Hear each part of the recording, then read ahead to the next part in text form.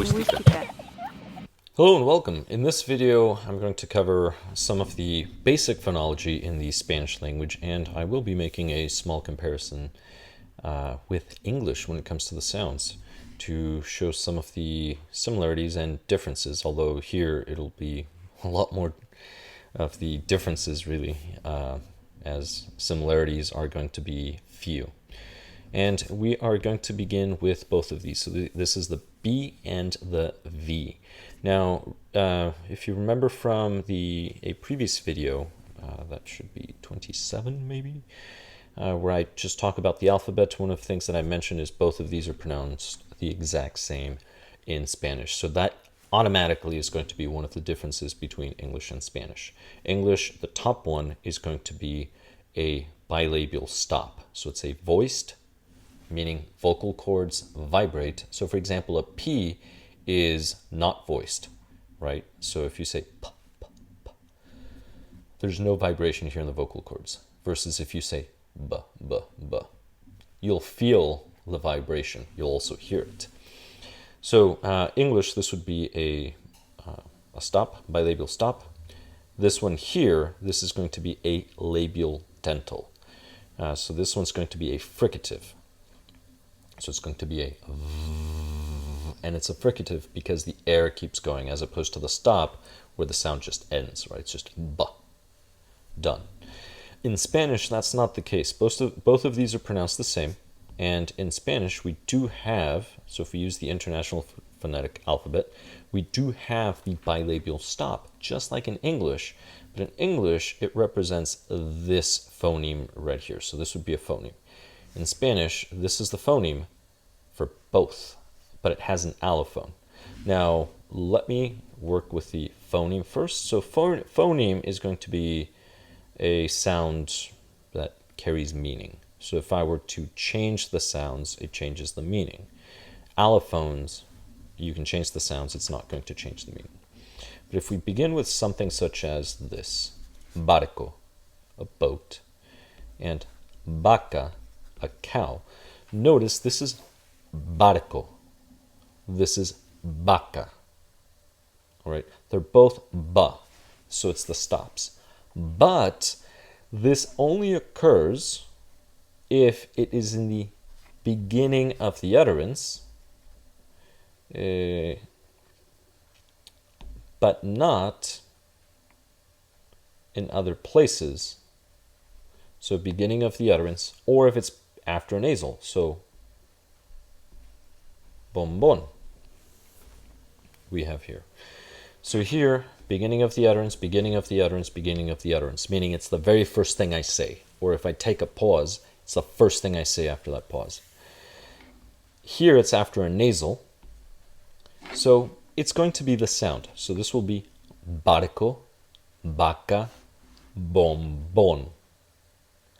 But if I add the article,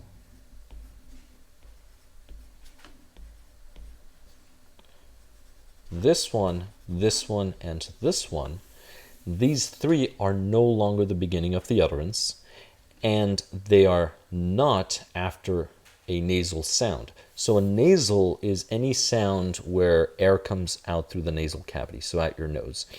So whenever you have a stuffy nose, those are the sounds you cannot pronounce. So you can say, for example, papa, papa, but you can't say mapa, mapa, right? The M doesn't come through because of that.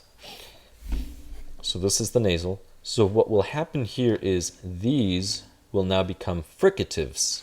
And the fricative sound that we have is a bilabial fricative. So it's a voiced, vocal cords vibrate, bilabial, uses two lips, fricative, so there's friction. So the main difference between these two is with the first one, because it's a stop, your lips are going to come shut. So it's going to be ba, right? They're shut, open, expels, done, because it's a stop. Versus the bilabial fricative, your lips are going to come together, but they're not going to fully touch. So there will still be a gap where air will be expelled, and then you release. So it'll be, here's the difference. So the stop, barco, the fricative now with the article, el barco, el barco. So it's a your lips don't fully come together. So el barco, I don't know why I put el. Thank you for catching it. This should be la. So you have la vaca, el bombón. So notice this one is, say, soft, it's fricative, and this is hard, it's a stop. So el bombón. If I were to pronounce these as in English, it would sound quite strange. The top one would sound like el barco, the bottom, la vaca, and the bottom, el bombón. Now, if that was not convincing, we're going to try another example involving a horse. So we have this. We have el caballo vallo salta vallas para comer bayas. So we have here el caballo vallo salta bayas para comer bayas. And if I say it again, it'll be el caballo vallo salta bayas para comer bayas.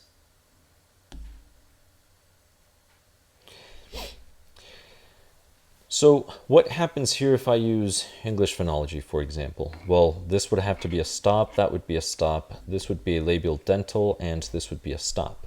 But notice in Spanish, all of these are fricatives. Why? Because they're not the beginning of the utterance, and they are not after a nasal. So, Spanish, and then I will do English phonology. So, el caballo vallo salta vallas para comer vallas. El caballo vallo salta vallas para comer bayas. I'll do the English one again. El caballo vallo salta vallas para comer bayas. So notice that sounds like an accent. If you were to say that to a Spanish speaker in the same way I pronounced it, most Spanish speakers would look at you and say, oh, that sounds a bit strange. I wonder where this individual is from, or where did this individual learn Spanish? If you were, say, a Spanish speaker, they might think you have a speech impediment. Keep that in mind. Not realizing that it's simply a different phonological system that you're using. You're using an English-based phonological system when speaking Spanish. So this is something that can cause an accident. Not an accident, I apologize. An accent. So if you are learning Spanish, so you're coming from English, you're learning Spanish, these are some of the things to look out for. So just remember, B's and V's are pronounced the same. They are stops in the beginning of the utterance, but they are fricative in other places. So stops in the beginning of the utterance or after nasals, fricative anywhere else. So for example, let's just say I'm speaking and I say, so this would normally be el caballo vallo. But let's say I say el caballo, and then I think about it a little. So I'm going to pause. This is going to now sound like a stop. So it'll be el caballo vallo salta vallas. So stop, fricative, right? Same thing if I were to stop here instead of here. This would be el caballo vallo salta vallas para comer vallas. So you have a stop and a soft sound, right? And this environment for pronunciation is very, very important. And it doesn't just occur with B's and V's. It occurs with D's and G's as well, but I will cover G's first, simply so I can follow with D's and then finish off with the T, since there's a special relationship between D's and T's that is shared between those. So if we think of G's, in English we generally have G.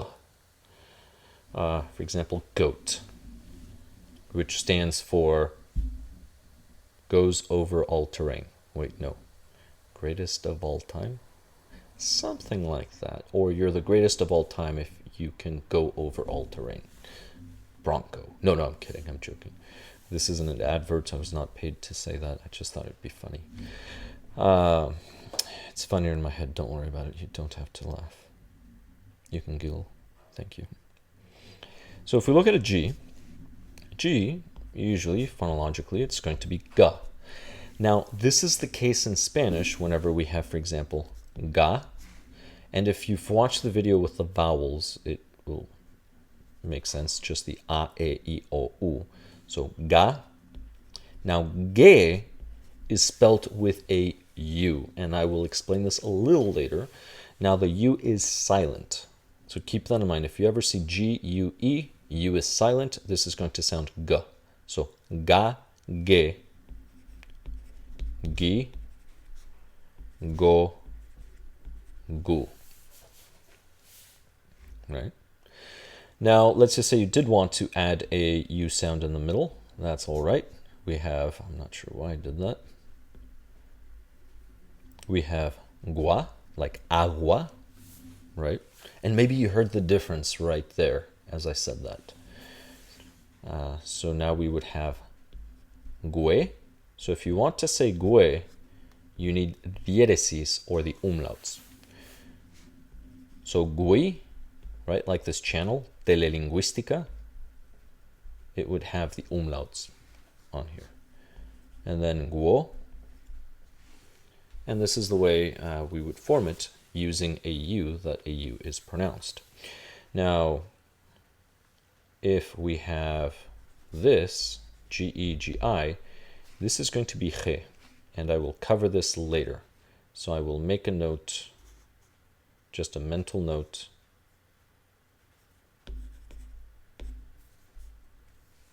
For now, to cover it later. Because right now we are going to be basing everything based off of these patterns right here.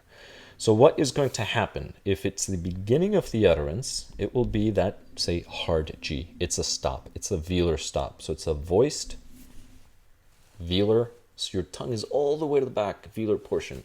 It's that soft part in the back of your mouth. It's not the little bell. That's the uvula. It's just above that. So it's a voiced velar and then stop. G. Done. Right? So we have gato. But again, it's only if it's the beginning of the utterance or after a nasal. So mango. Right? So go. If I were to add the article here, el gato, notice it becomes soft. It's now g. It's el gato. That sound is a fricative, which is this sound right over here. So this is a velar sound as well, but the difference is it just continues on. It's a fricative sound instead of just being a stop. And that's what we have here. So if I were to do this example,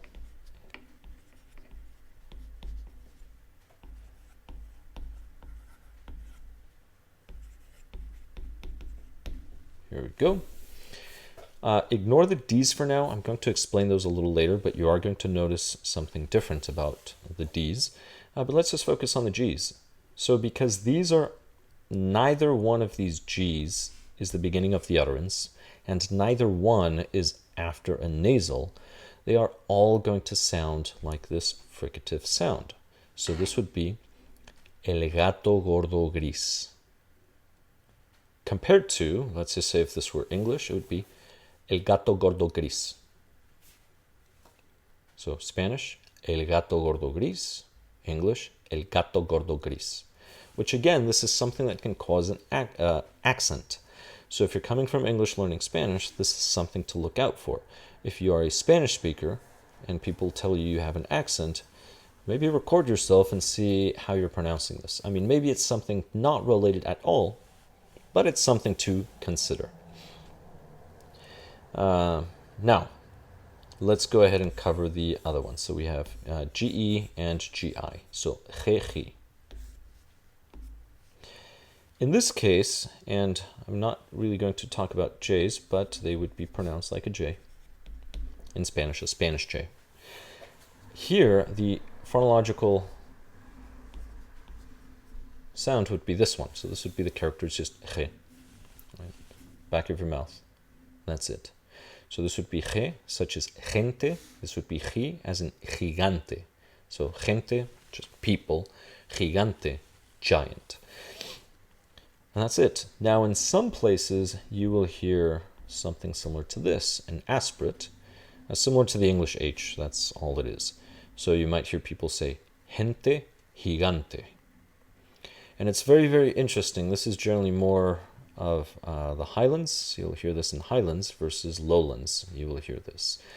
And it is fascinating because if you hear news in Mexico, many times you will hear individuals use this sound, such as la gente de Mexico. Right? You hear that Mexico many times. I'm not saying always, I'm saying many times.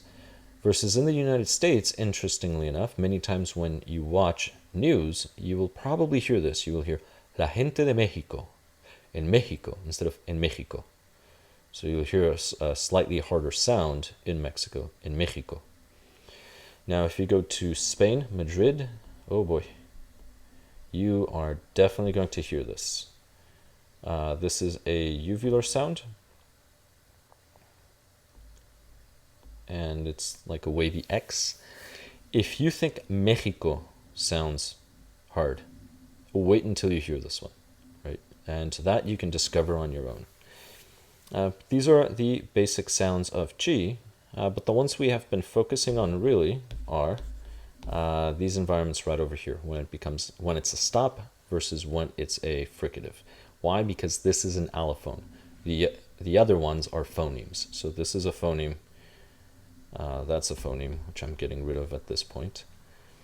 And now that we are familiar with the environment, then we can go on to D. So D is going to follow a very similar pattern. But there's another difference with D compared to English. First of all, D is in Spanish, so International Phonetic Alphabet, also known as IPA. It's a different IPA. This is the family-friendly IPA for all ages. It's a dental. So in Spanish, this is a dental. So what does this mean? What this means is that whenever we pronounce a D in Spanish, your tongue is going to be behind your teeth. So imagine these are your teeth. So your tongue's going to be back here when you pronounce a D. And this is the same thing with T's. So that's one of the differences. So in English, for example, a D, we might say dud, right? Dud. In English, we pronounce it up here.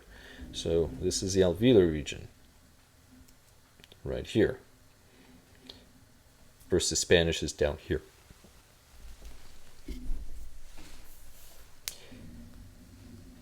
Therefore, this is going to cause, well, this is difference number one. Difference number two is that in Spanish, so remember, this is only in the beginning of the utterance and after a nasal. So an example would be, and many times you can see the tongue too from the teeth. So, donde, right? Where? Well, if you put a stress mark, it's where. If you take the stress mark off, it would be wherever. For the purpose of this, it's not going to matter. Pronunciation would be the same in isolation. Once you put in full utterance, then it changes a little. But here, what we will have is the following. If the D is not in the start of the utterance, so let's add the article, so this is finger, and it's not after a nasal, then it will be pronounced like this. So this is a voiced dental fricative. Similar to TH in the word the. So it's a the cat, right? El dedo. That would be this word here. So if I were to forget about the article, this one would be a stop and this one would be the fricative. So this would be dedo, just like that. So dedo. But as soon as I add the article, then I have el dedo. They're both THs in the word the. So we would pronounce them like this in this case, where this is a TH and this is a TH in the word the. And this makes a world of a difference when it comes to pronunciation. So for example, if we have this,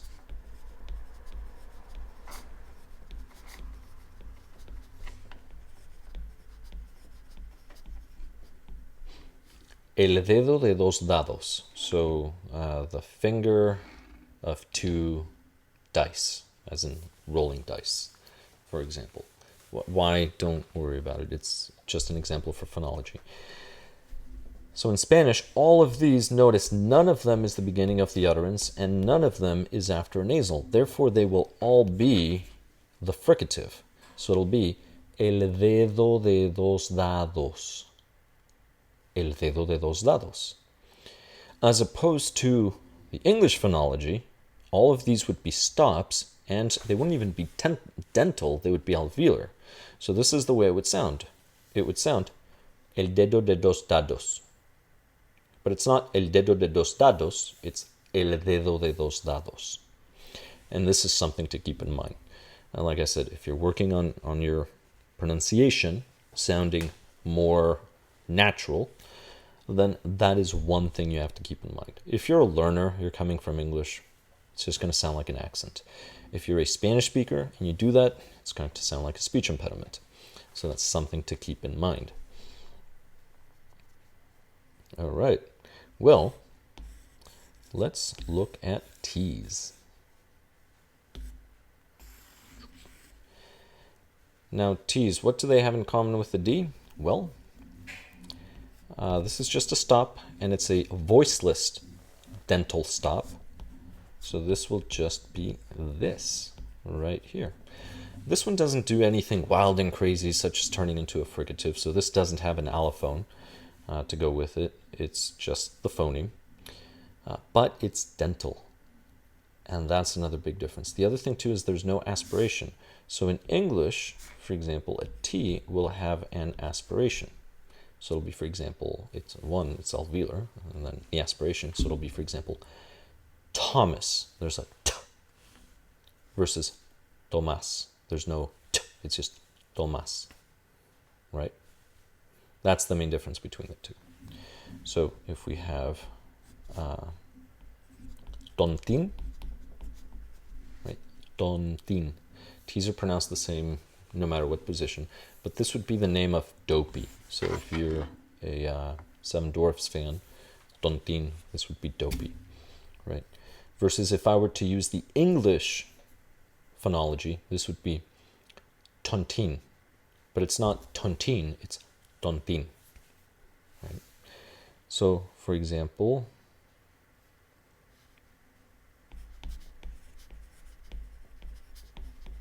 if I were to say todas las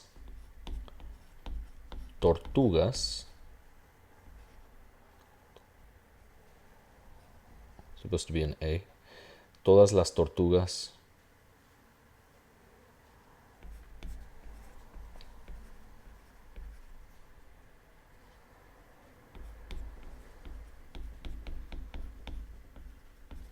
todas las tortugas tornan tortillas. This is supposed to be an N, not a U. All right. So todas las tortugas tornan tortillas versus todas las tortugas tornan tortillas. Or, you probably noticed the D there now as well. You have todos los tacos de dos tortillas. All right, so here we're combining D's and T's. So remember in Spanish, these are just going to be dentals and there's no aspirate. These are going to be fricatives because they're not in the initial position of the utterance, nor are they after a nasal. So this is going to sound like a TH in English, word the. So just do that. And these, just remember, there's no aspiration and they are dental. So this will be todos los tacos de dos tortillas. Todos los tacos de dos tortillas. Compared to English, where this would sound ta and this would sound da. So, todos los tacos de dos tortillas. Todos los tacos de dos tortillas. That's difficult. But anyway, just don't say it that way. Say it the right way. So, todos los tacos de dos tortillas. Just like that in Spanish, but a little quicker now. Todos los tacos de dos tortillas. And that's it. So, this is it for this portion of phonology. In future videos, I will have more examples with other sounds and other words. So if you're interested, for example, in the difference between the single R and the double R, and the different sounds for the single R, there's 2. Double R, there's 1. And guess what? Happens to be one of the sounds for the single R. Then the next video is for you. Thank you very much for watching, and I'll catch you in the next one.